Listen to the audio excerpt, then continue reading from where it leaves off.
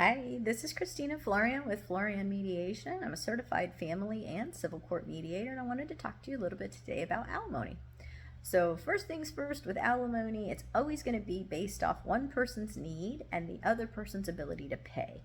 And so if you can prove that you've got the need for alimony and the other person has the ability to pay, and you can check both those boxes, then we could say, okay, well, let's see what alimony looks like in your case. There are lots of different types of alimony. There's bridge the gap alimony, there's rehabilitative alimony. Those have parameters around them. But back in July of 2023, the court put some parameters around what's called durational alimony. And durational alimony is specific to the length of time that somebody's been married. And so now, as mediators, attorneys, we're able to help guide people in, if your case went to court and you weren't resolving it in mediation and we weren't going ahead and writing up what you guys had agreed to, if it went to court, this would be the set of rules that the court has put in place to say, okay, this is how we would calculate this. So first, it's going to be based on your length of marriage. If you have a short-term marriage, which would be anything from 0 to 9 years, the maximum length of alimony that you could ask for would be 50% of the length of your marriage. So for instance, if you had been married 8 years, the maximum length of durational alimony you'd be able to ask for would be 4 years, and we'll go on, so forth. If you've been married from 10 years to 19 years, the maximum length that you could ask for would be 60% of the length of the marriage. And then for anything long-term, which would be longer than 20 years, you could ask for 75% of the length of your marriage.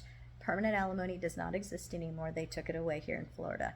So based on that, that would be the max that you could ever get. Now, in mediation, we get all kinds of alimony agreements. Sometimes people who might be entitled to alimony don't ever even ask for it, and that's fine too. There's not a right or wrong. These are just some maximum numbers that the courts tried to kind of lay out so that people aren't just, arbitrarily trying to pull numbers out of the sky. They're giving you something to kind of work with, and giving mediators and attorneys something to work with as well.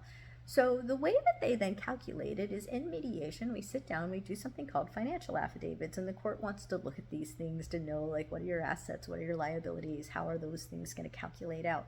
But as it relates to alimony specifically, once you've gotten on your financial affidavit a net income, what they would do to calculate, again, a max amount that you might be able to receive is the differences, 35% of the differences between the two net incomes.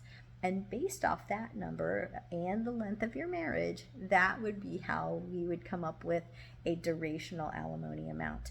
Again, it's not to say that you can't go in any direction that you want with it, but those are at least parameters that we were given back in July of 2023 to help people better understand and to help calculate alimony.